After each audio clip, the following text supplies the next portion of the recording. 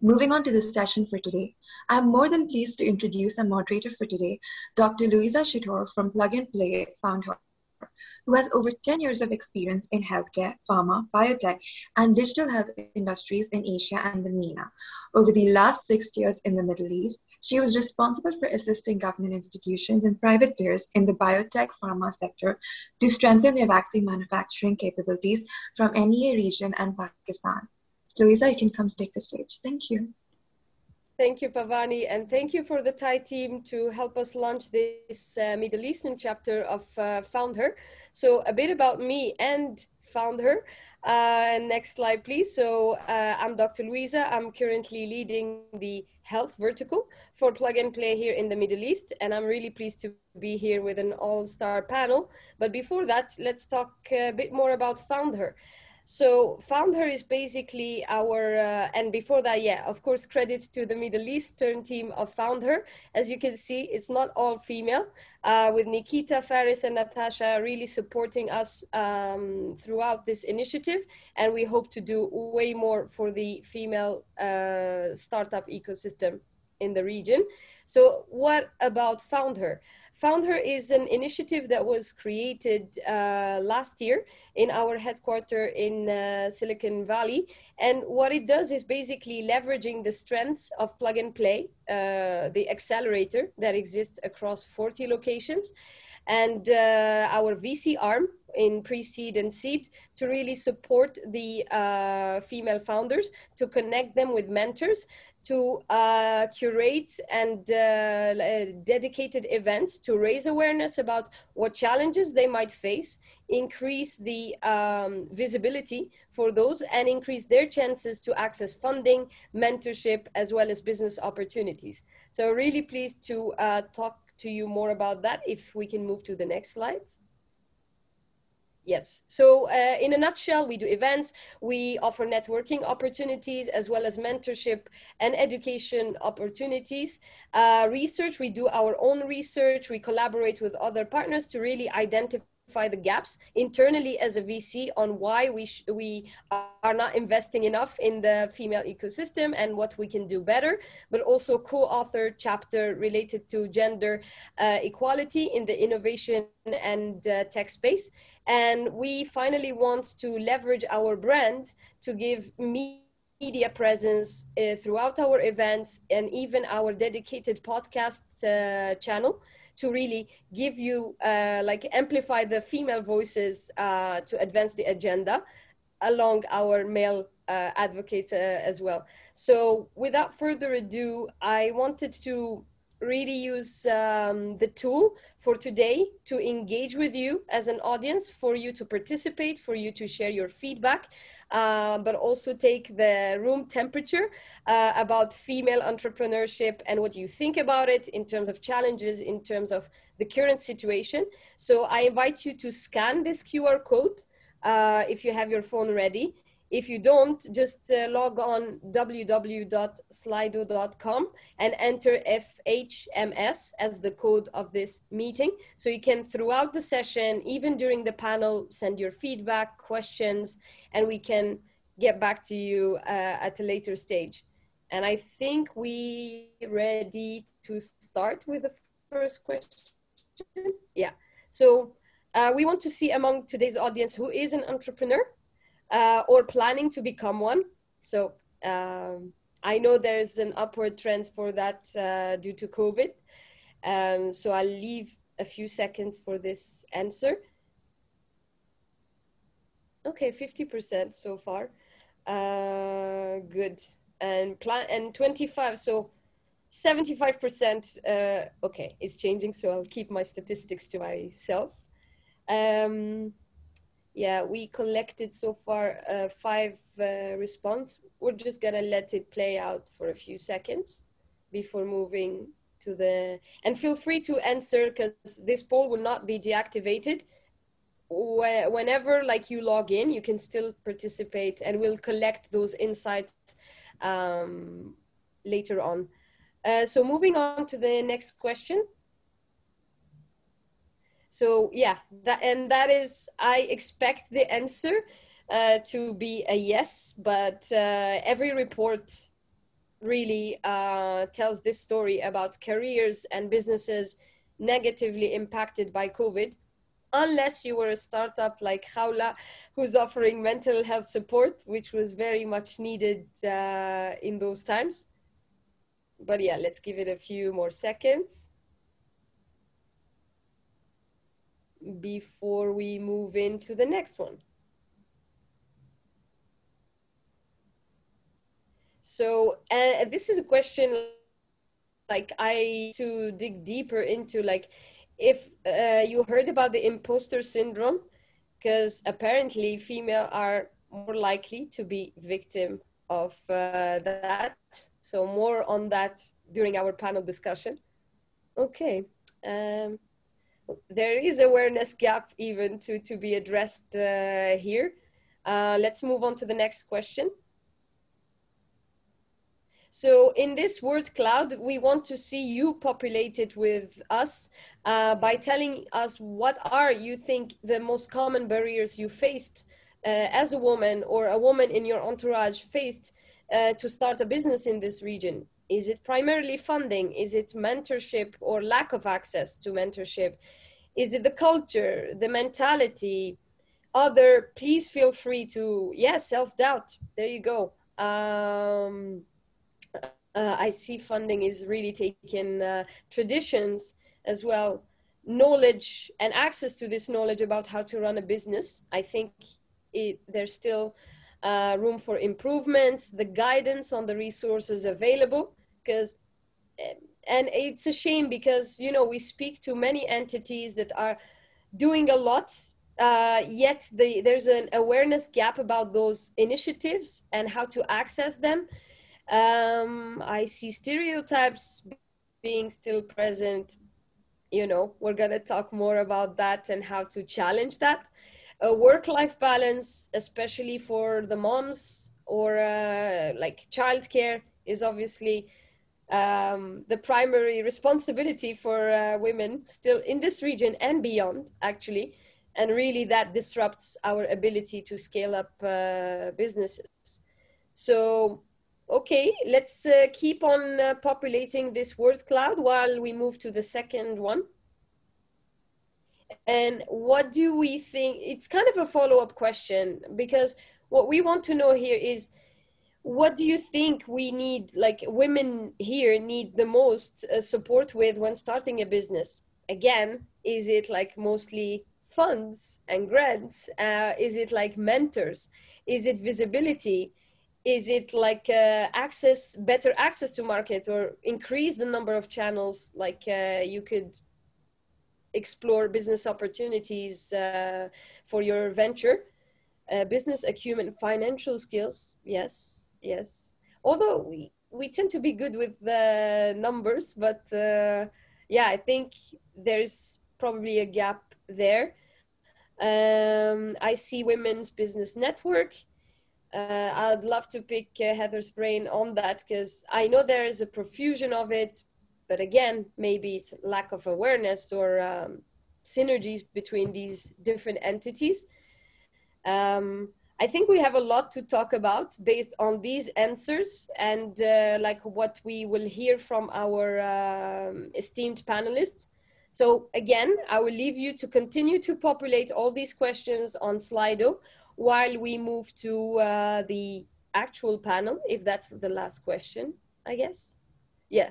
So without further ado, I'm really pleased to have this fantastic panel for this first of its kind event between FoundHER Middle East and Thai Dubai, with Heather Henyon, founding partner of Mindshift Capital, although she's involved in like a lot of other initiatives like the Women Angel Investor Network, as well as a pivotal role in Dubai Angel Investors. We have Khawla Hammad, the founder and CEO of Takalam Online Counseling. We have Saeed Alnofeli, from director at In5, our male advocate for the day. And finally, last but not least, Mashal Waqar, the co-founder of My Lily Box. Very pleased to have you all with me here today. You know, we saw like the funding gap is really something that is apparent, like whether it's in this poll or even statistically. And, we've read that funding actually decreased during the COVID-19 pandemic because there was an upward trend that recently got stopped and stalled by the COVID-19 pandemic. Even the ability for startups to grow and scale has been hampered during this COVID-19 pandemic. So I turn to you, Heather. Welcome to this session. Pleased to have you with us. You play such an instrumental role in the VC world in the region. You've seen it evolve. What is your take on the funding gap that exists here today for female entrepreneurs? Yeah, thanks, Louisa, and thanks for having me. It's great to be here. So just as way of background, I've been involved in venture now for about, I guess, 8 years. I started investing really in 2013, although a few years before that, but more actively 2013 when I started the Women's Angel Investor Network as a way to get more women involved in investing in women founders. So my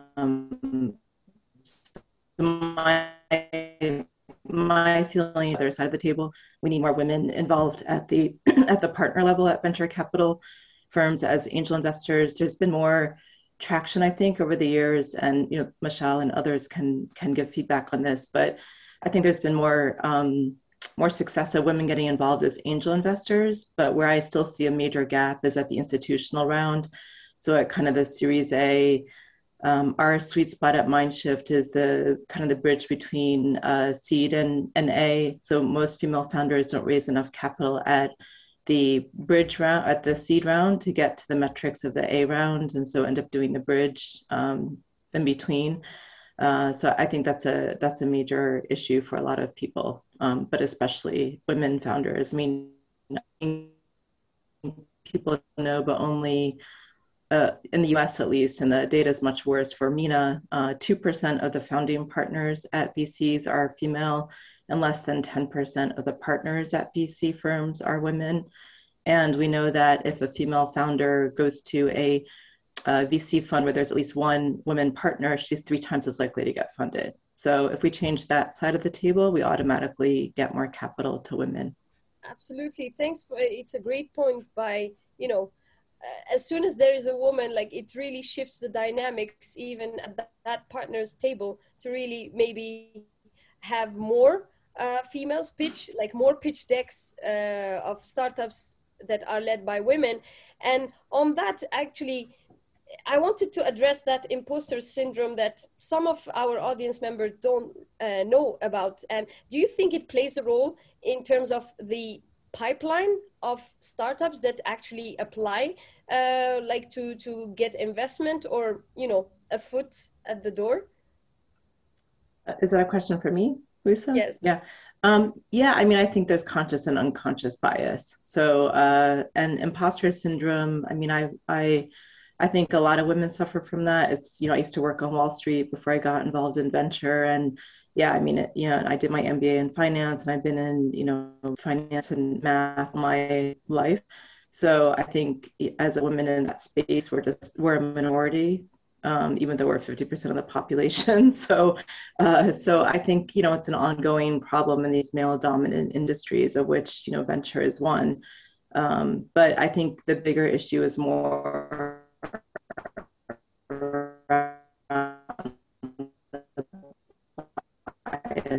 on the investor side. I think, you take, for example, Clue, the ovulation and menstruation app, some of you may know, started by Ida Tin, a Danish female founder in Berlin.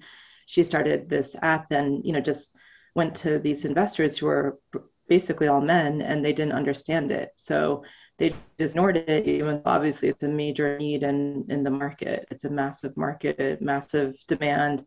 And then after they saw her getting millions of users organically, they started to pay attention. But again, if you're a good investor, my feeling is you look at the market needs. You don't just invest based on your own personal interest. And it's a missed opportunity if you're leaving money on the table basically by not seeing the demand and the need and the disruption that's happening, especially in the tech market. Absolutely. And touching on femtech and briefly about like this sector is booming, and you've touched on the lack of understanding of certain issues and use cases technology could tackle.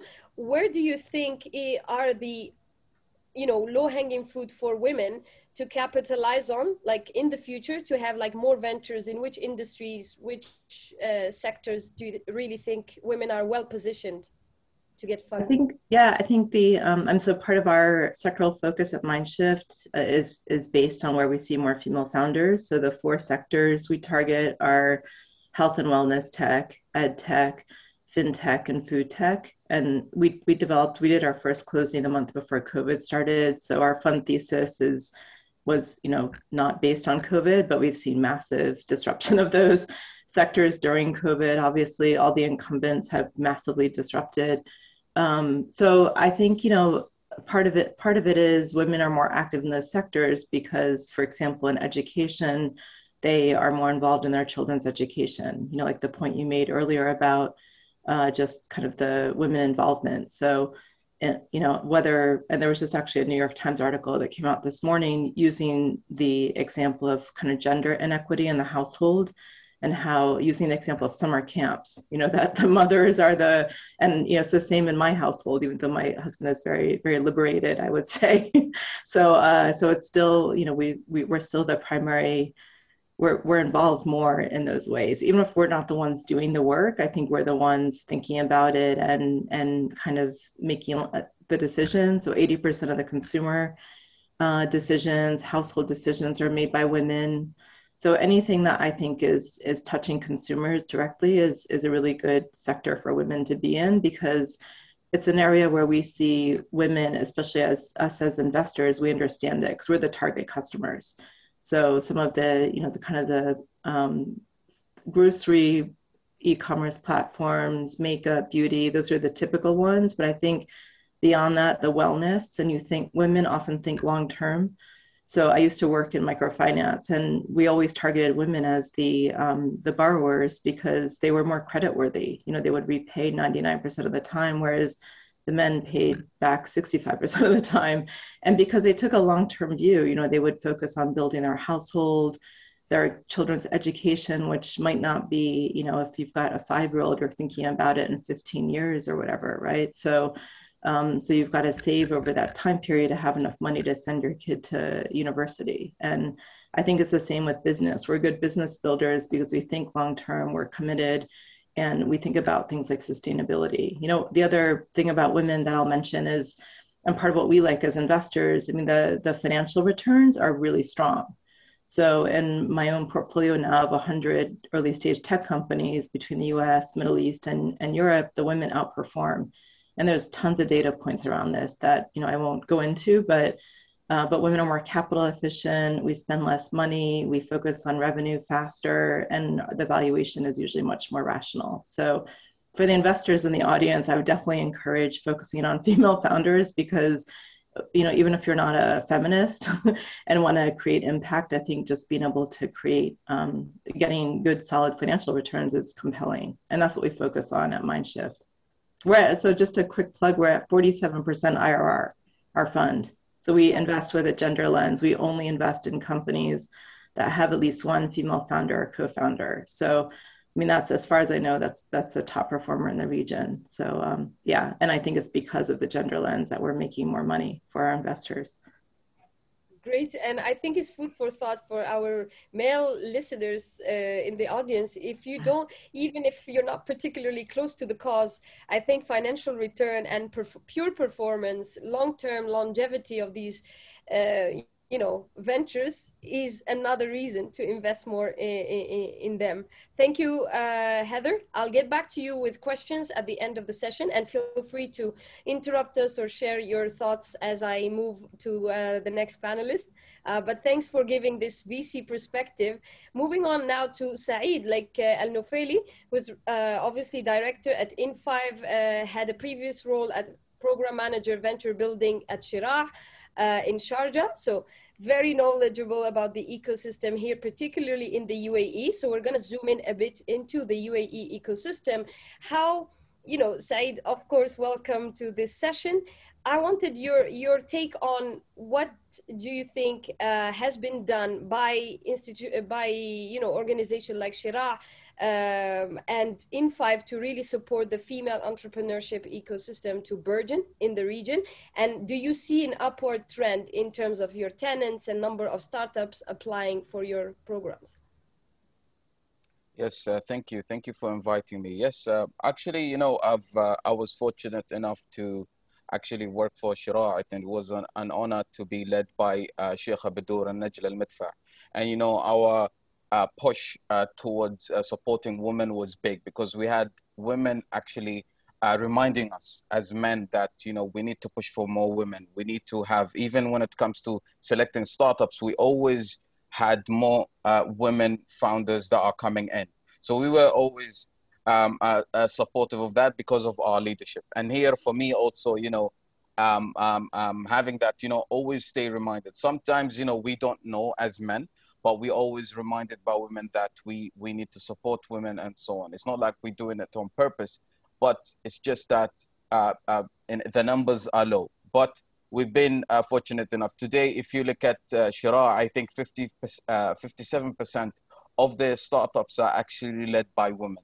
That is a great number. I have not seen anywhere in the ecosystem. And this is because of its leadership. Like Heather said, that, the other side is women, they understand it and they push for it. And this is why you see a big number of women coming through in Shira. Now going to N5, we've also been proactive in supporting a lot of women initiative, supporting a lot of women coming through. We are more of a big business incubator that is bringing in ideas and supporting. We don't say whoever comes in, the quantity, we take them in as long as it's a quality idea or product. Now, if you look at the numbers when it comes to M5, we have around 26% of our startups are actually women led. And our startups at N5 have raised around 57 million since we started. So that's a good number. I would say around 12% of our total, but we have to remember that our numbers of startups are actually a lot. We have today we have incubated around 300 startups at M5.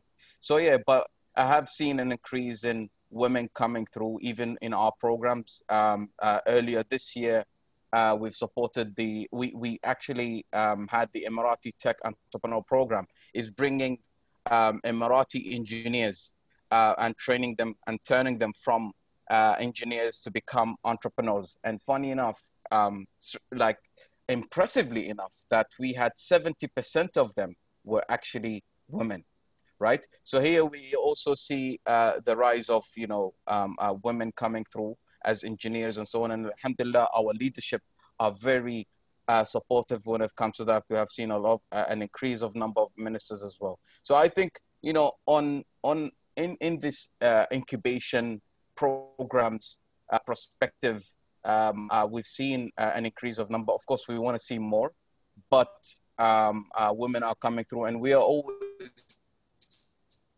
there to increase a lot comparing to previous years. Thank you for this overview. I think the numbers are indeed encouraging, and strong figures like Najla Al-Midfa from Shira, or the work you're doing at N5 is really what is tipping the scale.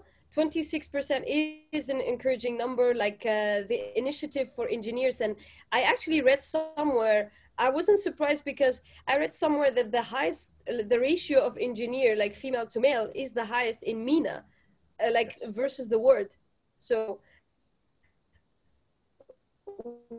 we both regions like country, because again with COVID a lot have lost their jobs, or fresh grads, they don't know that their entrepreneurship is part of the career paths that they can explore. I would like to hear from your perspective as obviously a male advocate for this. What do you think needs to be done from our other male advocates in your current work, how do you interact with others to really raise awareness about the issue and address it? Because you said that we tend to forget, but then there are women to remind us. Do you see in the future that more males like you would also raise the issue, and for it to become more mainstream and more of a topic to discuss? Yes, yeah.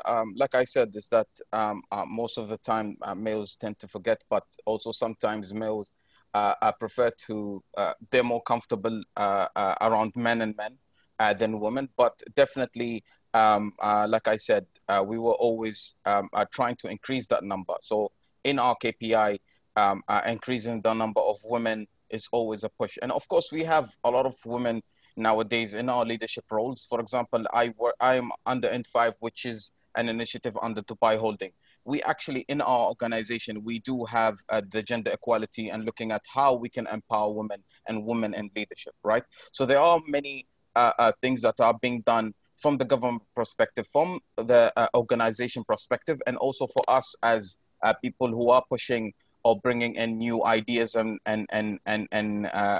technologies or founders. We are pushing for more number of women as a KPI or an area where we see this is a success factor that we have, and it actually makes us proud. But I think that with our leadership, I think UAE has done a great job when it comes to that. In the VC space, I'm not sure that much, but I'm always speaking to investors, trying to promote, regardless. I don't look at the gender aspect in all. Most of the time it comes, we look at quality. But but I think there are other initiatives that have come through. We have a couple of startups who are supporting that cause.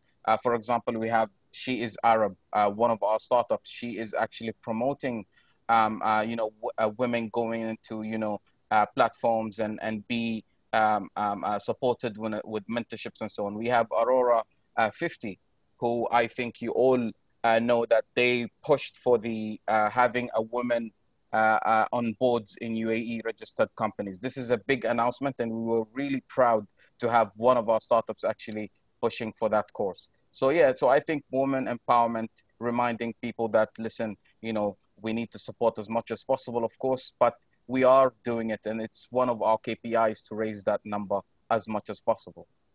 Great, and I think you've touched on the policy aspect, which is really crucial because it's also, top-down approach on the topic. One, by increasing representation, visibility, and increasing the number of female decision makers at every level is really what will tip the scale, and that echoes what Heather was saying related to investment. With more representation will come more visibility and more understanding. What do you think, and I ask this very candidly, what do you think we're missing out in all female-led initiatives? What is the blind spot, if you think there is any, from female when it comes to having those discussions? Do you think there are not enough men involved? What's your impression? And there's no controversy in this question. I just want your personal view on it. Like, what are we missing to tip the scale faster? So I'm coming from a male, but I've been raised by a single mother. So I've when it comes to women, I also have a soft spot and always supportive. And of course, working for Shura and an organization led by women, we've always put women first. But I think even I think there is a statistic, or I've read something that said that most of the time women are seeking for perfection, and men are just jumping into things, and they just and then let it roll. So sometimes also the decreased number of women is that women are they don't come out until the thing is perfect, and comparing to us, we're more of okay, let's try it out, if I fail and so on. Yeah, so I think when it comes to that, but honestly speaking, I think the increased number of women, like I said earlier, in government, women having leadership roles. First, they're getting that experience, especially in our region, and we are supporting them as well. Our leadership supporting them. It's increasing, and of course, going back to Aurora, they said currently women sit in 28 boards on a list of 110, and they're looking to increase that number. So having an organization, a social organization that pushes that also helps organizations get used to, okay, listen, they have to be there, right? Even if they're missing out, this is a push from the government to be there. So I think from our perspective, it will take time, but hopefully things will get better. But when it comes to the program perspective, education perspective, the KPIs to increase the number of women is a lot. And I've supported so many women, and I think like what Heather said, that actually men are smarter, sharper than men. I must admit, but as well, I think we are there to support as much as possible, and hopefully our numbers increase in the next few years. Sorry, Saeed, I didn't say that. I didn't say that women are smarter or sharper. I just said that they perform better. They perform better, yeah. So perform better, yeah. No problem.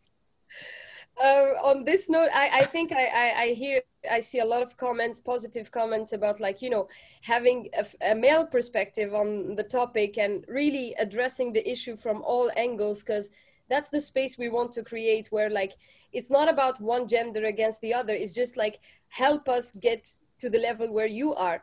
That's like the only ask for female entrepreneurs, I guess, here, or females in general. At least I speak for myself. So I'll get back to you, Saeed, for the Q&A section, and I thank you for your input.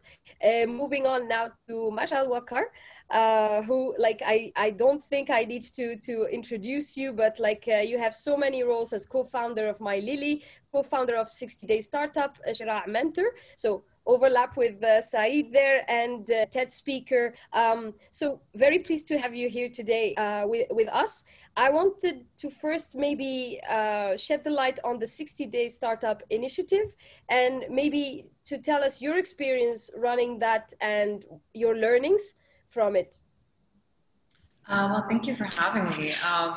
So with 60 startups, it was pretty straightforward, right? Which was really, last year was tough for almost everybody. And what we were seeing increasingly was that there were a lot of women around us who wanted to run businesses and had great ideas, but they didn't have access to programs or networks to really get there.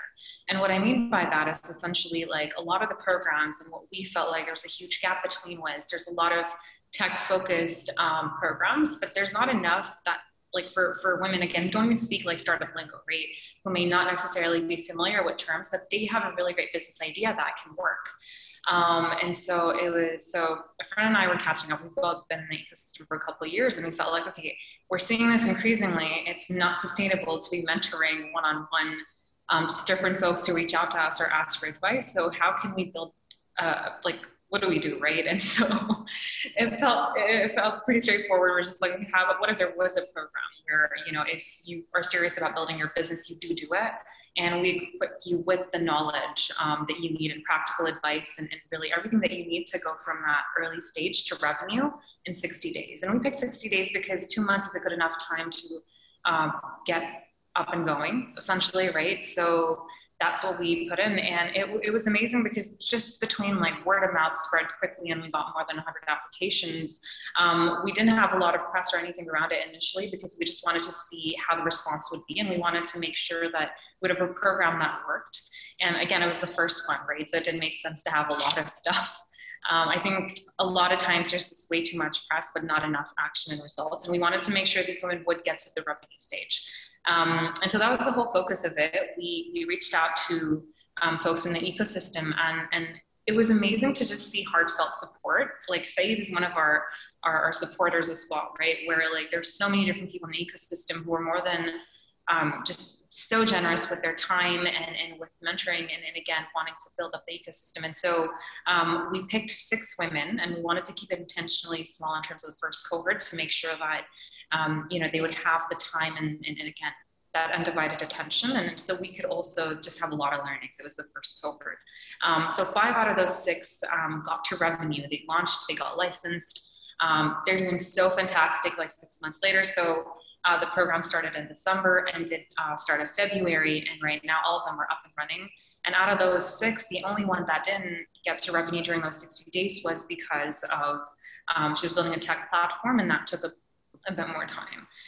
But really it was pretty straightforward in terms of like, if you know the product well, I think it's just the revenue aspect launching. There's a lot of things that seem a lot more difficult where you feel like you don't know enough to launch, or even just, I think it's just the whole thing about like even calling yourself an entrepreneur, right? Like there were these women who were so like their knowledge in terms of whatever they were trying to really build a business around was amazing, but they felt uncomfortable calling themselves like entrepreneurs or business women. Or it was like a lot of like they had the technical knowledge, right? But it was just like a lot of insecurity around, calling themselves that, or even just, I think, putting together like having a roadmap and resources or action items, right? If it's a bit more structured, can just do wonders towards where you want to get to. So that was the program. Now we're going to be launching our second cohort very soon. So yeah, that really was it.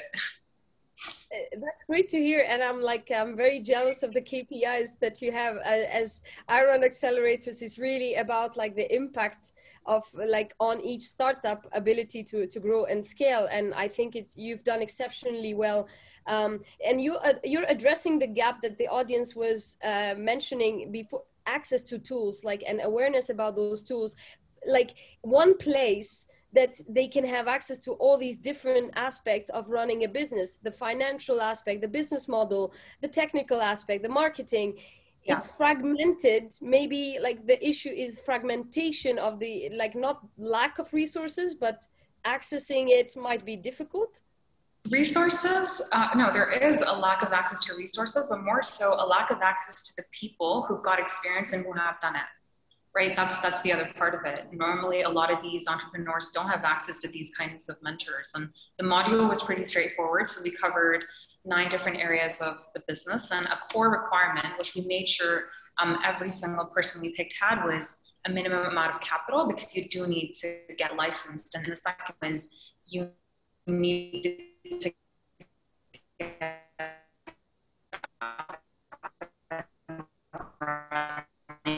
and you part in the program, like, again, because there's very few spots, we wanted to make sure they would actually do and commit to it and be building their businesses, right? And so a lot of them did have full-time jobs or had other responsibilities and commitments. So we kept it virtual so it could be as accessible as possible.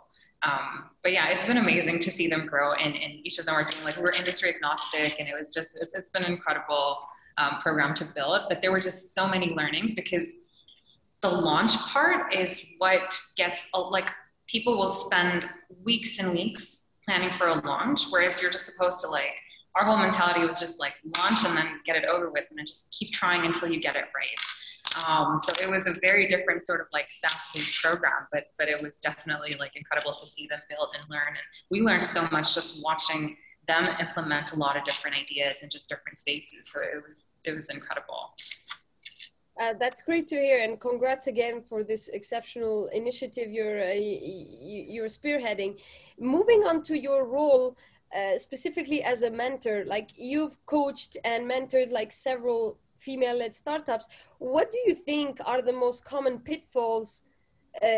Because you mentioned there's self-doubt, there is like this, like, almost it's uncomfortable for them to be called entrepreneur, this whole unease.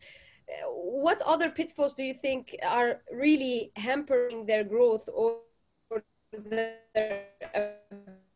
ability to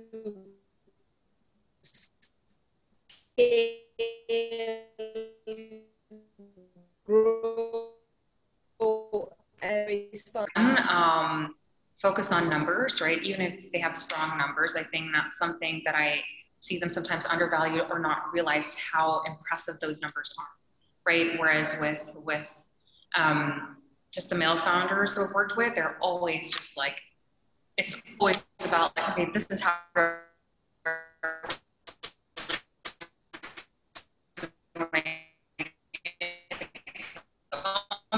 almost like women founders, they might be building the most amazing thing ever, but it's like a lot of like underplaying what they've done or undermining their own role in the success that their startup has had. And I think that's the first one. The second one was, you know, kind of like, and I guess sometimes it does help to have someone who's done it and getting feedback, right? But I feel like you don't always need feedback on everything, right? So almost like do you think this is right, right? And it's like a lot of times it was like, I actually may not have experience in that specific area. You know more than I do. But just being like, yeah, this is great. Like, let's try it and see how it works can be encouraging and sort of get them to execute quicker. And then I think perfection over execution, that was the other one, right? Kind of switching it to execution over perfection because they want to get it right and they want to do it perfectly. And it's like, there's only so much time you have. So I think that's definitely been the other one that I see quite a bit. Absolutely. And I think, you know, it's a general rule not to have an imperfect version of your product as fast as you can and iterate it rather than wait for the perfect product, because by then competition will already be out and maybe the market would have moved on. So I think it came back a lot, this theme about wanting to do everything perfect, downplaying the abilities they have. And, you know, maybe it's within us to really wait for everything. Which I understand, because I'm also guilty of maybe doing this, and I have been, right? It's taken me time to just be comfortable speaking about, okay, yeah, we've done this. And I think that's the other part of it. So I completely empathize and I understand. But you know, I guess you get more of a perspective when you're speaking to someone and you're seeing it happen firsthand. So.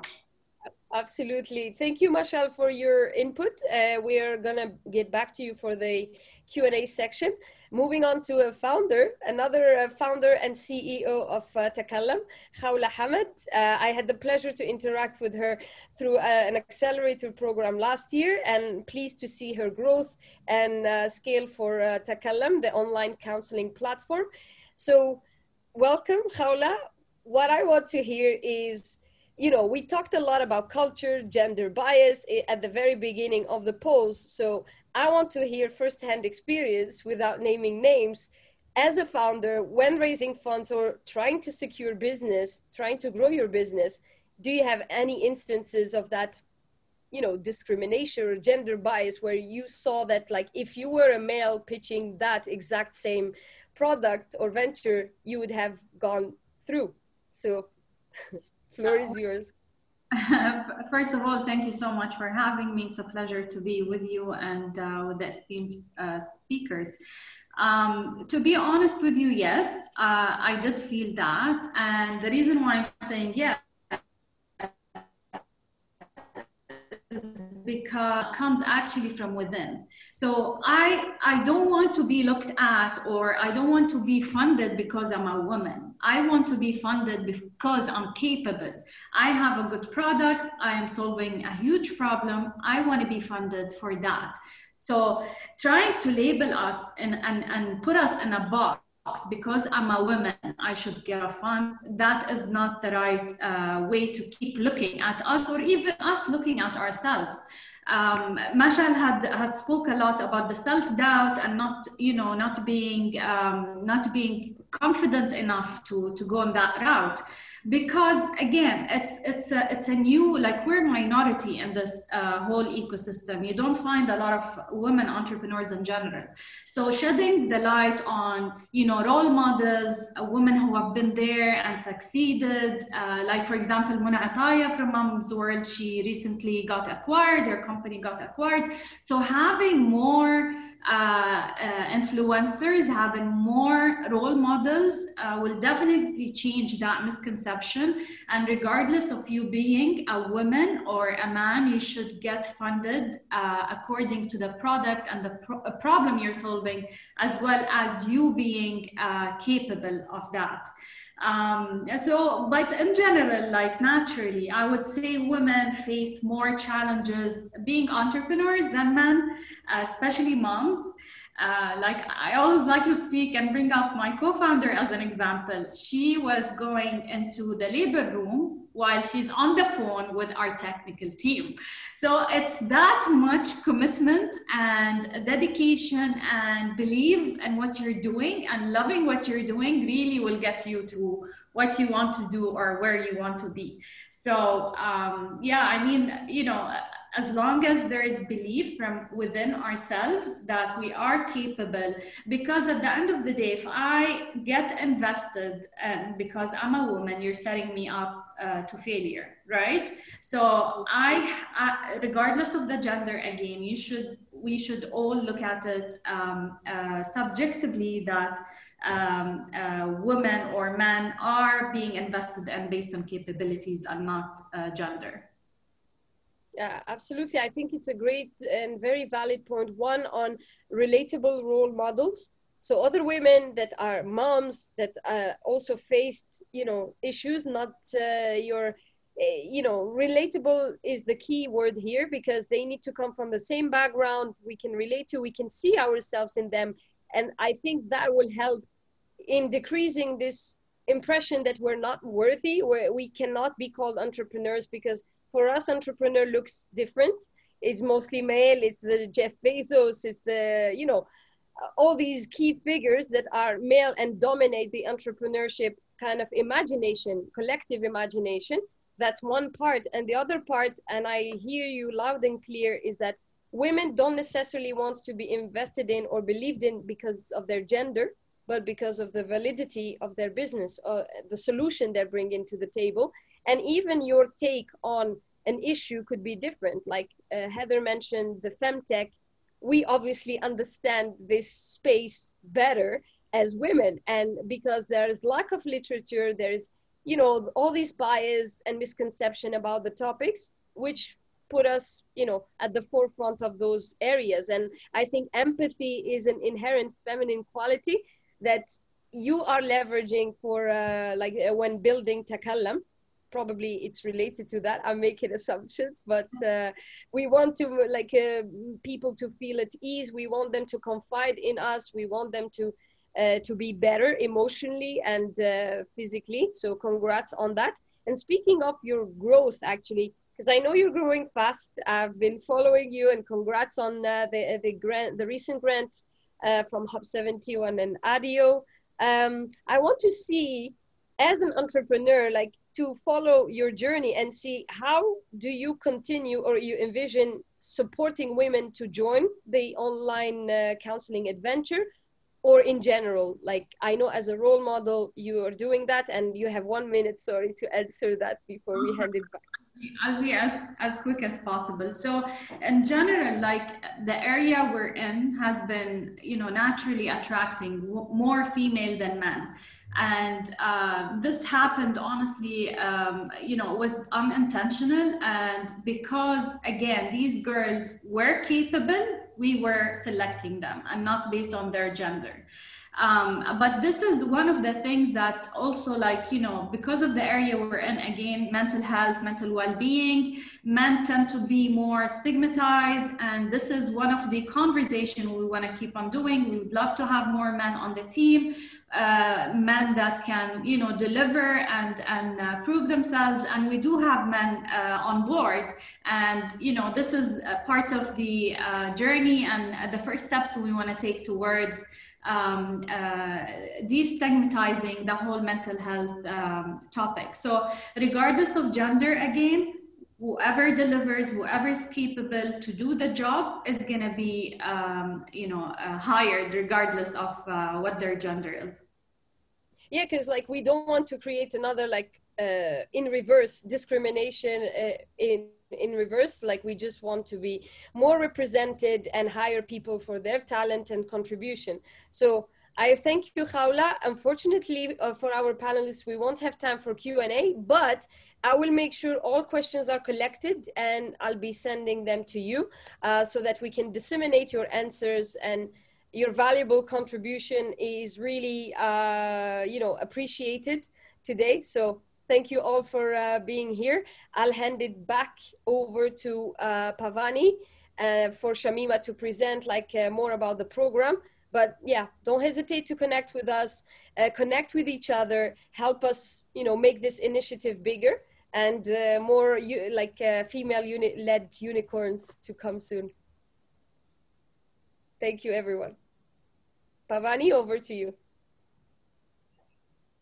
Thank you very much, Louisa. That was such an enriching discussion. Thank you very much, Khawla, Heather, Mashal, and Saeed. Saeed, thank you for being an ally and supporting the women solution. Thank you. And I'm just going to take 10 minutes just to talk about the Thai Women Program and the pitch competition that's coming up. So just give me a second if I could just share my screen.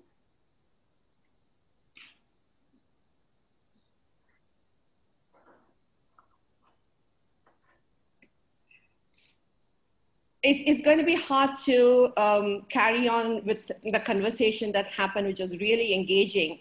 But as Thai women, we are very much tied towards that conversation that just happened, because we are all about engaging and empowering women entrepreneurs across all stages of your entrepreneurial journey, and irrespective of any sector that you might be in. And we do this by providing a platform of sustainable and easy to adapt programming that is run across the chapters of Thai women around the globe, but based on these 6 pillars, which are of learning, mentoring, access to funding, scalability, safe space, and community. And these were all some of the topics that came about in today's session, and also in the yearly part of the polling that was done. I think mentoring and access to funding was one of the top clouds that did come up. So we are addressing those aspects of the needs that exist with women entrepreneurs. So what are the programs? So as I said, it goes across the entrepreneurial journey from pre-startup to growth stage. The Global Pitch Competition is our main event. It's our flagship event, but built around the competition is actually a very unique set of experiences for the entrepreneurs on one-to-one mentoring, and then two and a half month almost actually an accelerated workshop and boot camps that are run by global experts around the world for the winners and the runners-ups. And apart from that, we run a series of monthly programs called the Connect series. The Connect series is where we bring in a platform of women entrepreneurs who have done a big exit to talk about their experience of going for funding, getting them and having an exit, as well as having investors as well to talk about what do they look for when they want to invest in companies, and how do you prepare your company to go for an exit or for investments. The other kind of a program that we run are active learning workshops, and this is again some of the topics that did come up earlier on, as well as to ensure that we provide learning opportunities for women entrepreneurs across the learning journey on not just being a passive learners in an online program, but actively being involved in these workshops and take back. The most interesting one that we have launched recently, and my personal favorite, is the open mic night. And it's what it's called, it's an open mic night. We give 3 minutes for the entrepreneurs to come in and do a pitch with a specific ask. But in here, this ask doesn't have to be only about funding. So especially entrepreneurs at a concept stage and an early stage have a number of asks. Maybe they're looking for a co-founder, or they want a feedback on a specific idea, or they're looking to scale and grow into a new market. So the audience is included of maybe fellow entrepreneurs as well as some mentors who can give them, I would say, more guided feedback, and has a safe space for them to be able to ask for inputs and get those inputs for them to go in and implement that.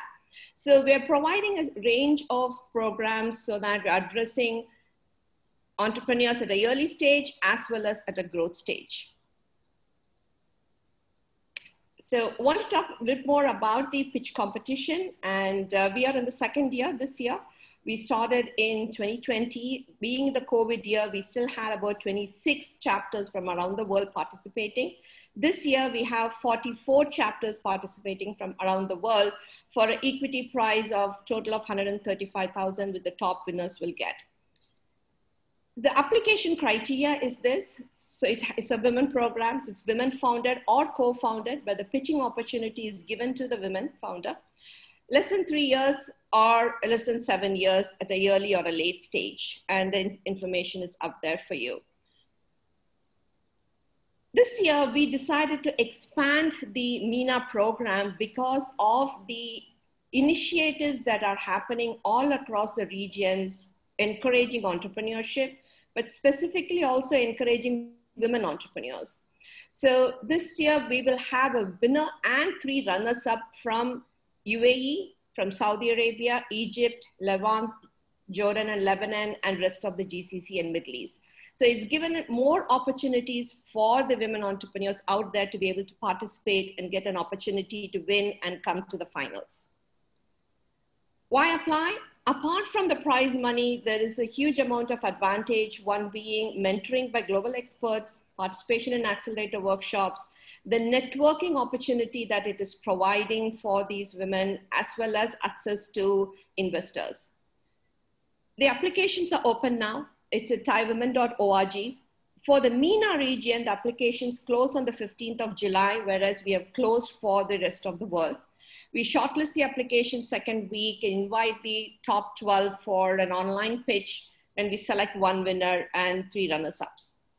The second phase is where we would run boot camps and chapter-led mentoring and accelerator programs, and then the winner comes to pitch in the global pitch competition in October.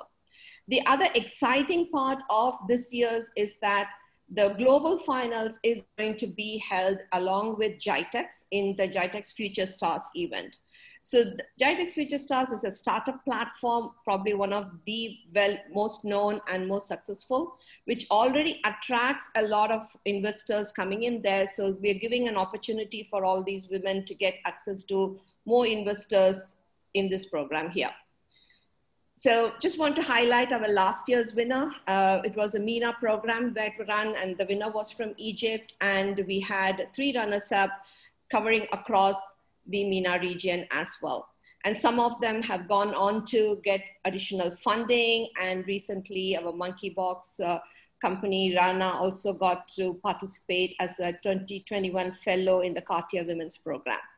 So we invite all of you out there to apply and gain and benefit from this program. We are here to be able to serve the women entrepreneurs, help them grow and succeed.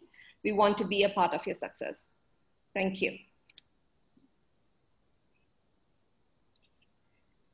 And thanks again for all of the participants today, all of the attendees, and all of the panelists. Thank you so much for your time, and it was such a valuable inputs and interactions.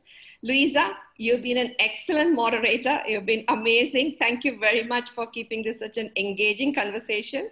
And thanks very much to Plug and Play Technologies for being a part of this program with us today evening. Thank you so much, Shamima, for giving us this opportunity. It's been a pleasure, and hope to see you all soon. Yes, and speak to you soon. Take care. Bye-bye.